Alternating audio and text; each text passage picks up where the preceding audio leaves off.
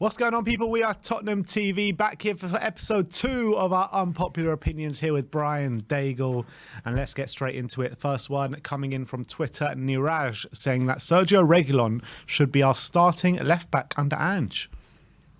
Do you know what, this one, I'll go on record. Last season, when we knew we were playing a back five with Conte, I wanted to keep Sessegnon over Reguilon because I think Sessegnon is the better left wing back and Reguilon is the better left back. And obviously with Ange, we are going to play a back four. And he did do well under Jose Mourinho. To start off with, At times. To begin with, he had a big fall off, though, second half of the season, didn't he? He's got a cracking own goal, though, against Villa, didn't he? It was a cracking own goal. Definitely should be our starting left-back then. Yeah, exactly. But I think there's some legs to that. We don't know what Destiny's got. Well, it's going to be Destiny in him, isn't it? We don't. Destiny looks like a real prospect. That decision will be down to Ange. But I think if we keep Reguilon. But I think there's some legs to that. I'm not so sure, to be honest. I do think that Reguilon, his career can be revived, but he's literally just had the season from absolute hell. He's been injured for the whole season, pretty much. He came back in last 5 games of the season, started to see a few more minutes. But to say that he's going to be our starting left-back under Ange, I mean, I don't know what to base that on, because you're looking at the 2 left-backs coming in. Well, let's say 4 left-backs, right, that we've got. Reguilon, Udogie, Sessegnon and Perisic. You imagine Sessegnon and Perisic are going to be moved on. That leaves us with Reguilon and Udogie. When you're looking at both of them over the last 2 years, there's one clear front runner to me, and that's Destiny Udogie. I think the other thing you got to look at that with this is like what Jose Mourinho did when he played Reguilon and Aurier. It depends who the right wing back or right back is going to be. Is it going to be Porro? Is it going to be Royale? Is it going to be Jed Spence? There's a few things to put into factor here, but I think he comes in with a clean slate, and obviously we don't know anything about Destiny apart from what he's done in Italy. So I think it could be. Well, we'll have to see what happens, but it's also a case of, because Ange likes to play that inverted system, doesn't he? One inverted, one bombing on. It's a case of who can Reguilon maybe play that inverted system a bit better than Destiny. We don't know, but we'll have to wait and see. Next up, we're going to go to Toby West, and he says we'll be better off if Kane left. Love the lad, but money that we would get could upgrade the squad in a massive way. So even though our attack, of course, would be worse off, our whole squad would improve for the upcoming season and would be better. It's a hard one. This is a hard one. And the only reason I say this is, would we be allowed to spend the money as we would want to? That's we've seen today with supposedly Raya. We know what goes on. If whatever the fee was, the manager got 100% of it, maybe there is a case for it. Rather than him going for free. Maybe there's a case, but I just don't have the confidence that we would. To say that you want to sell Kane just to get a fee in as opposed to him going to free is one thing, but to say that we would be better off without Harry Kane is something completely different. It's so hard. See, when people say better off, you look at better off as in, do I mean goals return, or do I mean league position, or do I mean strengthening the squad with quality that can be there? There's so many variables to what you describe as better off. And if it was we got 100% of the money to spend as Ange wanted, the squad would be more his, that would play to his way of football, that would be better equipped to play Ange ball. So I think in that way, it would be better. But when you're talking goal return or league position, absolutely not. That's the thing. Like, when I talk about the club being better off, I'm thinking of moving the club forward on a footballing side. And if you're going to get rid of Harry Kane, I mean, I don't know where we go from there. There is a case to say maybe Richarlison can play that number 9 in a more pressing system, pressing from the front. I think it will suit him better than what he has done for Tottenham this year in a Conte system. But I just can't sit here and safely say that we'll be better off when Harry Kane leaves this club. Well, we'll find out in a year's time. We most definitely We'll find will. out in a year's time. Next one is from our very own Ryan Isaacs. Oh, here we go. And he said, I said Son should be sold last summer, and I'm saying it again. Ryan, brother. No.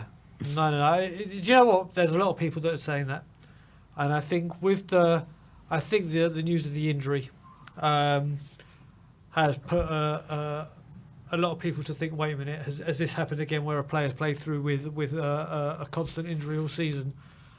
I don't think we've spoken about this again earlier. If a bid of 100 mil comes in, it's a no-brainer for me. Anything less, not at all. I just don't. I mean, for me, he's still an absolutely brilliant player. Commercially, on and off the pitch for Tottenham, you know, yes, he has had a poor season, but we all know there were different variables in that poor season for Heung-min Son. I genuinely believe a fully fit Heung-min Son next season is going to absolutely smash it out again. And off the pitch, we all know what he brings us from the revenue from South Korea and fans in the stadium and all that kind of stuff. So I don't want to sell Heung-min Son. I don't see why the need to sell him at all. I think there is a case to say that maybe he won't particularly suit an Ange system out on their left, really tugged out to that touchline, because he as well likes to cut in. But he's got supreme ability. I mean, I don't believe he's regressed as a player. I think this injury has been a key factor. I mean, if we look at Son every single season, apart from his first season where he still did okay, he's flourished in every single season. He's had one, let's face it, after being the Golden Boot winner, it was a horrible season for him, both mentally, personally. You got to remember as well, not only has he played with an injury, he had to play with a face mask as well. So what that's done to him psychologically, what that's done to his confidence, is a big factor. And Ange will put it back into him. That's the thing. Being the people person and the man manager and the skills that it looks like he has, I think we could see a very good Son this season. I agree. Completely agree. So bad luck, Ryan. Safe to say we both disagree with you, Ryan. Yep. Next up is Quadruple C, says Højbjerg is a brilliant player. Would you say he's a brilliant player? First season, yes, undoubtedly. Second season, I'm leaning more towards yes. This season, it started wavering. People will know I'm a huge fan of Højbjerg. Huge fan of his. But I think all the game time he's getting is catching up. You've got to remember he did this for Southampton as well. Wherever he's been, he's done it. And I think these games are catching up with him. And it's a shame because I think he is a good player. But yeah. I think he's a good player, but I think that is as far as it goes for me with Højbjerg. I don't think he's a brilliant player. I don't think he's an excellent player. I just think he's a good Premier League player. And if it's possible for us to grade on him, I think we should. That's the facts of the matter. I mean, you look at one thing I will say about Højbjerg this season is that through ball to Ben Davies to set up Emerson for the goal against West Ham was an absolutely incredible defence-splitting pass of supreme quality. And people have a go at him for doing too many sideways or backwards. He has got that in his locker, and I think some of the great stuff he does gets overlooked for a lot of the negative stuff he does. But yeah, my first 2 years I'd agree. This season, not so much.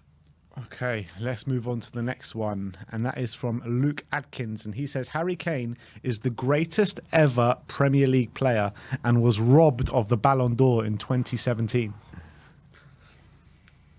Ballon d'Or, I think he should have done a lot better with. Was he robbed in 2017?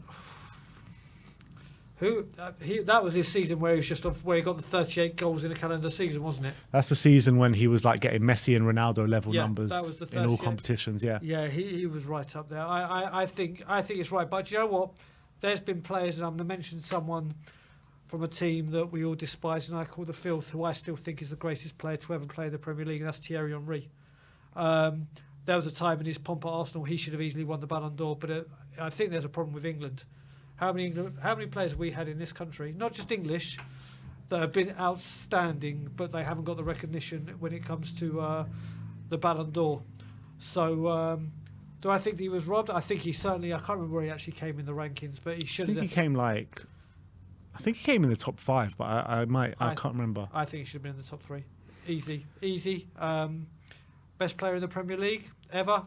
I'm sorry, and I'm going to get a lot of pelts for this, but I still think it's Thierry Henry. Does he come second? Jesus. There's a lot of good play. Oh my God, I don't know. He's definitely in the top 5. He's definitely in the top 5, I think, for best Premier League players. In 2017, Harry Kane came 10th in the Ballon d'Or. Then he was definitely robbed. 10th. The players that came ahead of him were Lewandowski, Kante, Mbappe, Ramos, Modric, Buffon, Neymar, Messi, and then Ronaldo won it. Yeah, I think for the goals he got, and like you said, he was hitting Messi and Ronaldo numbers. That says it all. Messi and Ronaldo hit those numbers, they win it. I would say, to say he deserved to win it, I mean, Cristiano Ronaldo probably won the Champions League that year with Real Madrid. That is... usually the winners of the Ballon d'Or is like they've won something, you know what I mean? And obviously Kane wouldn't have won anything that year. So it's hard to say that he should have won the Ballon d'Or, but 10th is definitely a joke for him to finish there. And to say he's the greatest Premier League player of all time, I mean, if he breaks Alan Shearer's record in a couple of years' time, does he become the greatest Premier League player of all time? Well, it looks like I said, I think Thierry Henry is the greatest player that's played the Premier League, not Alan Shearer, because he's got the 260 goals. It all depends on positions and what you look at. I mean, I think Kevin De Bruyne goes straight into that conversation. Dennis Bergkamp, I hate that I'm mentioning Arsenal players. That's where you got to look at. He's definitely in the conversation. Is Rooney up there? Listen, this is the thing. This is such a difficult conversation. This is again, what do you look at as players? Do you look at midfielders that were like Roy Keane and whatever? Do you look at defenders like John Terry and other such players like him? It's such a hard. Well, let's just keep it at strikers then. Okay, if it's strikers, I think the top 5 to play in the Premier League: Henry. In no particular order, but I've said Henry's top for me. Harry Kane is obviously in that conversation. Drogba, Rooney. If I mentioned Shearer, that's 5. Yeah. Henry, Kane, Drogba, Rooney, Shearer. Yeah. No others? Not like, I mean, Bergkamp, but I wouldn't call Bergkamp Luis Suarez. I know it was a short space of time, but that's again. But you look at his goal returns. It's like, It's such a hard conversation. Cristiano Ronaldo, but he was more of a winger. Yeah, he was a winger at United. Ruud van Nistelrooy. Robbie Fowler. I put Kane better than Van Nistelrooy. I put him better than Robbie Fowler. I put him better than Michael Owen. Put him better than all those players on the list. I put him better than Drogba. I put him better than all of them apart from maybe a Thierry Henry. He's probably the only one that I can say. You look at all the other ones, though, they have won major trophies. That's the thing, but like, are we judging them? Did Owen win a trophy with Liverpool when he won the Ballon d'Or? They won the double that year, didn't they? The FA Cup and the Europa League, or the FA Cup and the League Cup. Might have been the year when didn't he win it the year when he scored against Arsenal? It might be. I can't remember the year he won it, but yeah, you look at those players. It's a real tough conversation. But Harry Kane has to be mentioned when you're talking strikers. Has to. Michael Owen won it 2001. Yeah, that's when they won it against Arsenal. So there you go. So all right, he did win something. But yeah, definitely robbed of only being 10th on that Ballon d'Or list. All right, well, that brings a close to our episode 2 of our Unpopular Opinions. Episode 3 coming your way very soon. Thank you, everyone, for joining us today. Like, subscribe, and comment. And as always, come on, you Spurs.